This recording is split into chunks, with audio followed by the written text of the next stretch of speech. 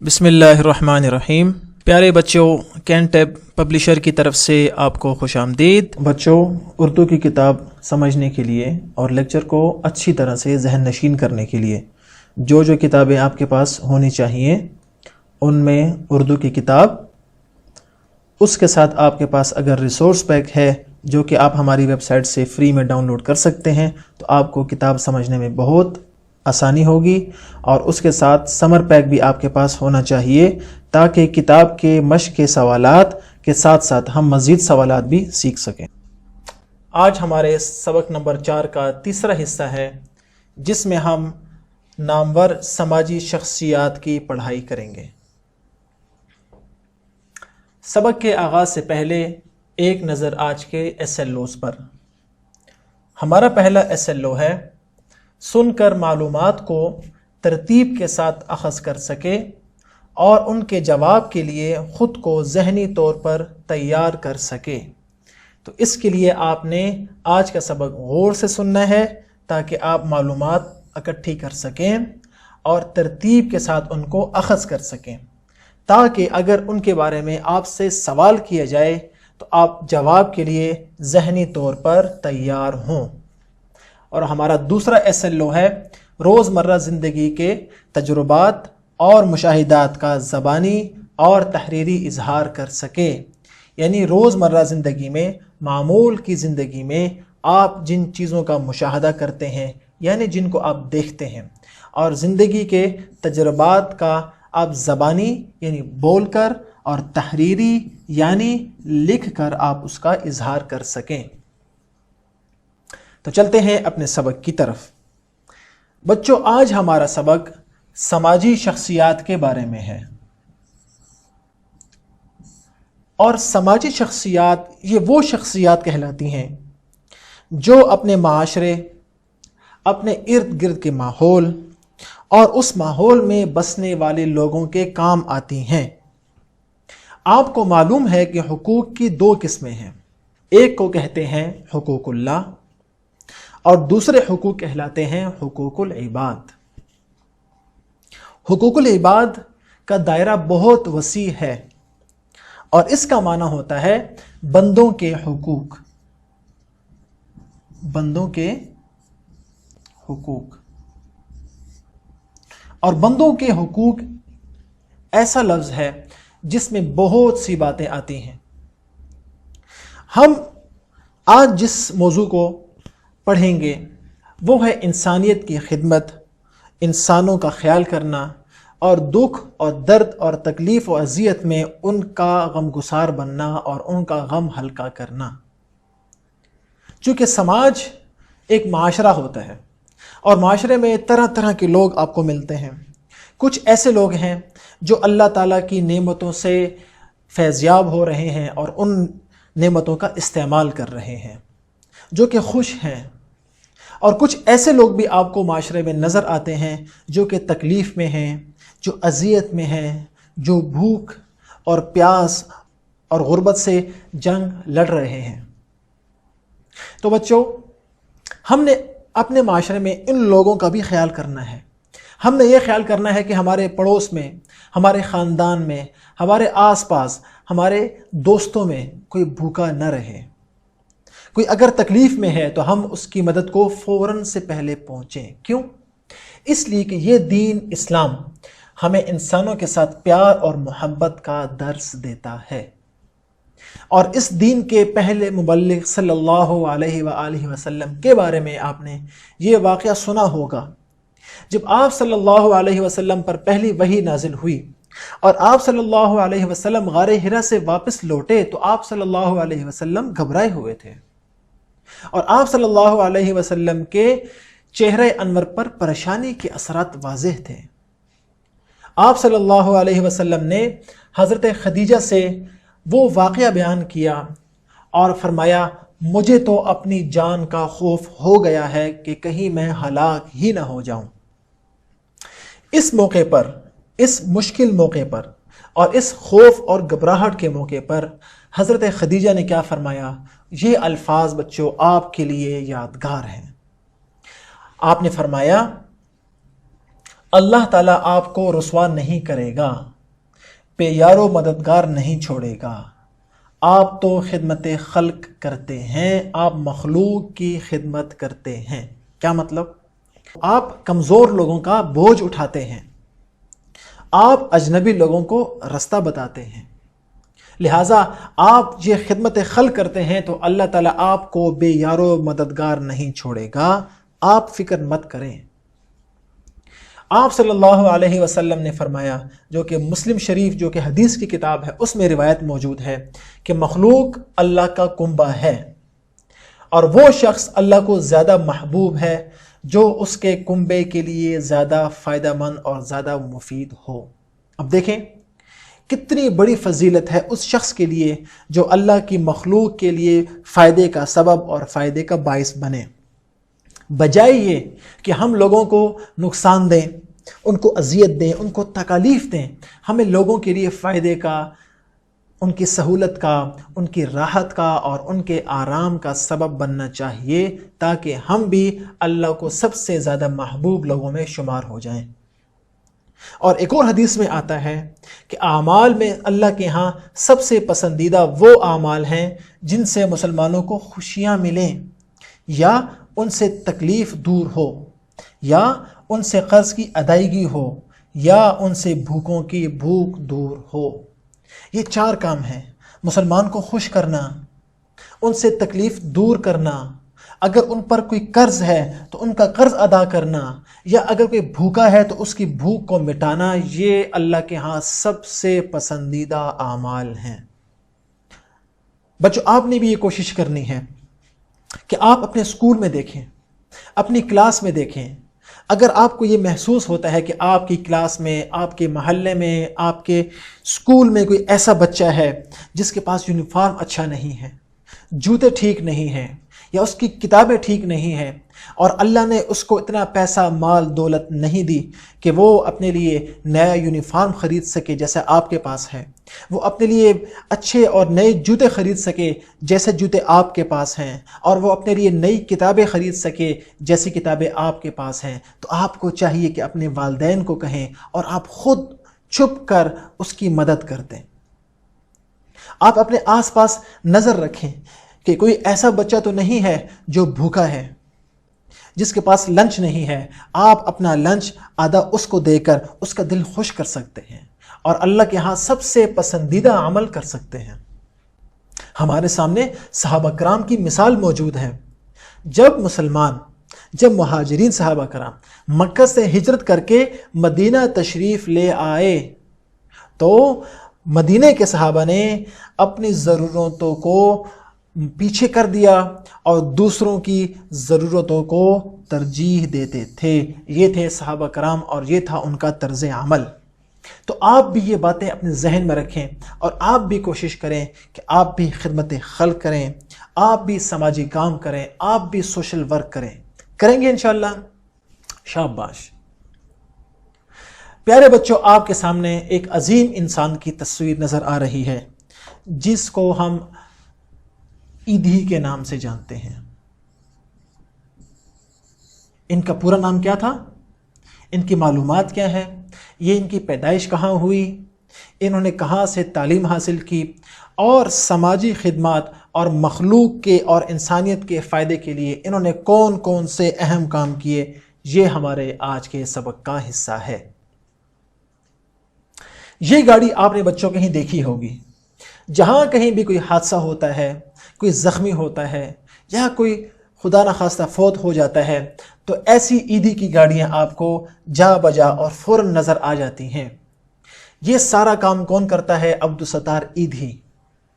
اور آپ کو یہ معلوم ہے کہ اس وقت دنیا میں سب سے زیادہ ایمبولینس ان کے پاس ہیں، اور یہ دنیا کا ایک عالمی ریکارڈ ہے جو کہ 2000 میں ایدھی کو دیا گیا تھا۔ اب دیکھیں کتنے لوگوں کی خدمت ہو رہی ہے۔ اس کے علاوہ ایدھی ہوم بھی ہیں جس میں یتیم، لاوارث، گمشدہ اور ایسے بچے جن کے ماں باپ کا علم نہیں ہوتا، وہ اس گھر میں پلتے ہیں اور اس میں تعلیم حاصل کرتے ہیں اور معاشرے کے کارآمد فرد بنتے ہیں۔ اس کے علاوہ جو بچے گم جاتے ہیں ان کے لیے بھی عبدالستار ایدھی نے ایک بہت پیارا اور بہت مضبوط نیٹ ورک قائم کیا، جس کی بدولت بہت سے بچے اپنے والدین سے مل چکے ہیں۔ اس کے علاوہ دنیا کے کئی ممالک جن میں جب زلزلہ آیا یا طوفان یا آندھی یا کوئی اور آفت یا مصیبت آئی تو عبدالستار ایدھی نے اور ایدھی فاؤنڈیشن نے ان ممالک میں جا کر بھی، یعنی بیرون ممالک میں جا کر بھی خدمت خلقی اور انسانیت کی خدمت کی۔ آج ہم پڑھیں گے اسی شخصیت کے بارے میں، اور نامور سماجی شخصیات میں سب سے پہلے آج ہم پڑھیں گے عبدالستار ایدھی اور ان کے بارے میں جانیں گے۔ تو چلیں اپنا سبق شروع کرتے ہیں۔ آپ اپنی کتاب کھول لیں اور جو میں پڑھوں گا آپ نے اس کو غور سے سننا ہے اور آپ نے میرے ساتھ ساتھ چلنا ہے، اور سبق کے دوران آپ نے کوئی اور کام نہیں کرنا۔ اللہ تعالیٰ نے انسان پر صرف عبادات فرض نہیں کی، بلکہ اس کے نیک اعمال میں دوسروں کے ساتھ حسن اخلاق سے پیش آنا اور کسی مشکل میں دوسروں کی مدد کرنا بھی شامل کر دیا گیا ہے۔ ہمیں دنیا میں بے شمار لوگوں کی مثالیں ملتی ہیں جنہوں نے انسانیت کے لیے اپنی زندگیاں وقف کر دیں، یعنی اپنی زندگیاں داؤ پر لگا دیں، اور ساری زندگی انہوں نے اسی کام میں لگا دی۔ پاکستان میں عبدالستار ایدھی مرحوم کا مطلب ہے بنائی، جو کہ چھوٹی سی دکان میں شروع کی، اور آپ رات کو اسی ڈسپنسری کے باہر ایک خالی بینچ پر سو جاتے تاکہ کسی بھی وقت رات کو اگر کوئی ضرورت مند آئے تو اس کی فوری مدد کی جا سکے۔ اور 1957 میں، یعنی اس کے 6 سال بعد، کراچی کے نواح یعنی اس کے ارد گرد خیمے لگوائے اور مفت دوائیاں تقسیم کی۔ ادویات مطلب دوائیاں۔ مخیر حضرات نے بھی ایدھی صاحب کی دل کھول کر مدد کی، اس لیے کہ وہ بھی دیکھ رہے تھے کہ یہ لوگوں کی مدد کر رہے ہیں۔ مخیر حضرات کا مطلب کیا ہے؟ جو کار خیر میں حصہ لیتے ہیں اور جو لوگ صاحب استطاعت ہوتے ہیں۔ بعد ازاں آپ نے وہ پوری بلڈنگ خرید لی جہاں ڈسپنسری کھولی گئی تھی۔ وہ دکان جس بلڈنگ اور جس عمارت میں تھی وہ پوری عمارت خرید لی گئی۔ اب وہاں نرسوں کا ایک تربیتی اسکول بھی بنا دیا گیا۔ اس طرح ایدھی فاؤنڈیشن کا کام پھیلنے لگا، اور ایدھی فاؤنڈیشن کراچی سے نکل کر ملک کے باقی حصوں میں بھی کام کرنے لگی۔ ایدھی فاؤنڈیشن نے نہ صرف پاکستان میں بلکہ بین الاقوامی سطح پر بھی بہت ترقی کی۔ دنیا میں جہاں بھی امداد کی ضرورت ہوتی، ایدھی صاحب بذات خود تشریف لے جاتے۔ ایدھی ایمبولنس سروس دنیا کی سب سے بڑی ایمبولنس سروس ہے، جو حادثات میں زخمیوں اور مریضوں کو بر وقت امداد پہنچاتی ہے۔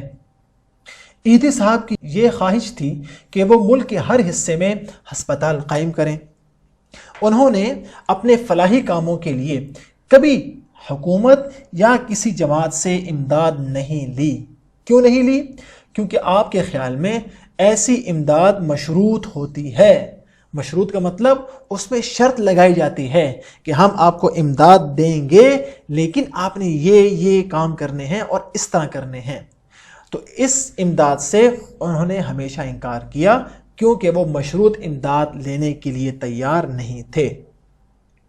عبدالستار ایدھی نے بچوں کے لیے یتیم خانے، ہسپتال، معذوروں کے لیے گھر، بلڈ بینک جہاں پر لوگ خون دیتے ہیں اور جس کو خون کی ضرورت ہوتی ہے وہ وہاں سے خون لے لیتا ہے، لاوارث بچوں کو گود لینے کے مراکز اور غریبوں کے لیے اسکول قائم کیے۔ ایدھی مراکز کی ایک خاصیت یہ بھی ہے کہ ان مراکز کے باہر بچہ گاڑی کا انتظام کیا گیا ہے، جھولے کا انتظام کیا گیا ہے۔ اور اس کا مقصد کیا ہے؟ جس کا مقصد یہ ہے کہ جو خواتین و حضرات بچوں کی دیکھ بھال غربت کی وجہ سے یا کسی اور وجہ سے نہیں کر سکتے، وہ اپنے بچوں کو یہاں چھوڑ جائیں۔ ایدھی فاؤنڈیشن ان بچوں کو یتیم خانوں میں پناہ دیتی ہے، جہاں انہیں تعلیم بھی دی جاتی ہے۔ اب دیکھیں کتنا بڑا کام کیا، اور آغاز کہاں سے کیا؟ ایک چھوٹی سی دکان سے، پھر بلڈنگ لی، پھر وہاں پر نرسنگ سکول قائم کیا، پھر کراچی سے باہر، پھر پورے ملک میں، پھر ملک سے بھی باہر، اور پھر بالآخر پوری دنیا میں یہ اچھا اور خدمت خلق کا کام پھیل گیا۔ ایدھی صاحب نے انسانیت کی خدمت کے لیے اپنی تمام زندگی وقف کر دی۔ وہ بغیر چھٹی کے طویل عرصہ تک کام کرنے والے شخص تھے۔ کیوں کہ خدمت خلق میں چھٹی نہیں ہوتی، کام میں چھٹی ہوتی ہے، لیکن ایک مقصد میں اور ایک جذبے میں چھٹی نہیں ہوا کرتی۔ جن کی فاؤنڈیشن کے پاس لاکھوں روپے تھے، لیکن انہوں نے کبھی 1 روپیہ بھی اپنی ذات پر خرچ نہیں کیا۔ یہاں پر ایک واقعہ جو کہ بہت آنکھیں کھول دینے والا ہے، یہ آپ غور سے سنیں۔ ایک واقعہ جس سے اندازہ لگایا جا سکتا ہے کہ وہ ہر پیسے کو ضرورت مندوں کے لیے وقف کرنے کا شدید جذبہ رکھتے تھے۔ جب افغانستان میں عیدی ایمبولینس سروس قائم کی گئی تو افتتاح کے لیے آپ خود تشریف لے گئے۔ وہاں کی انتظامیہ نے آپ کے اور مہمانوں کے بیٹھنے کے لیے کرسیاں خریدیں۔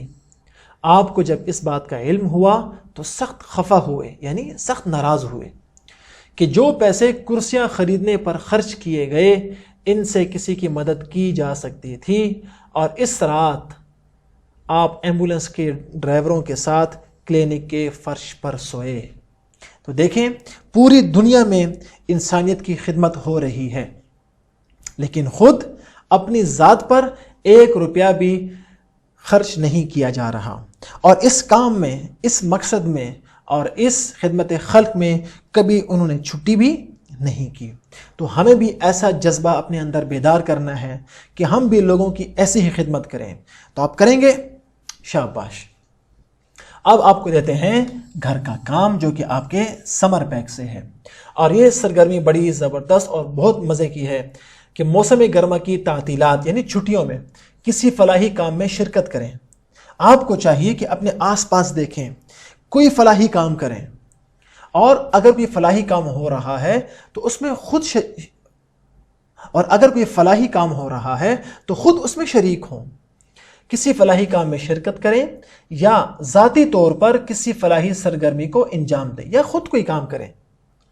آپ نے وہ سرگرمی کس سوچ کے تحت سر انجام دی اور اس سے کیا فائدہ ہوا، آپ نے اپنے سمر پیک پہ لکھ لینا ہے، اور جب سکول کی چھٹیاں ختم ہوں تو آپ نے قابل فخر انداز سے تمام کلاس والوں کو اور اپنے استاد کو، اپنے ٹیچر کو بتانا ہے، تاکہ جو باقی کلاس کے آپ کے دوست ہیں، باقی آپ کے ساتھی ہیں کلاس کے اور سکول کے، انہیں بھی فلاحی سرگرمی کرنے کا اور لوگوں کی بھلائی کے کام کرنے کا جذبہ پیدا ہو۔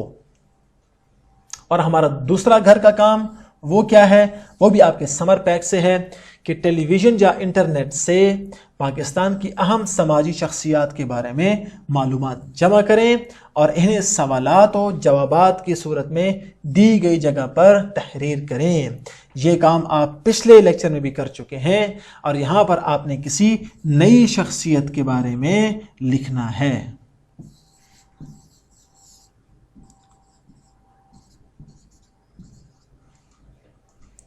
تو بچوں، یہ تھا ہمارا آج کا سبق۔ امید ہے آپ کو سمجھ میں آیا ہوگا اور آپ کے اندر خدمت خلق اور سماجی کام کرنے کا شوق بھی پیدا ہوا ہوگا۔ اگلے سبق میں پھر ملاقات ہوگی۔ اللہ حافظ۔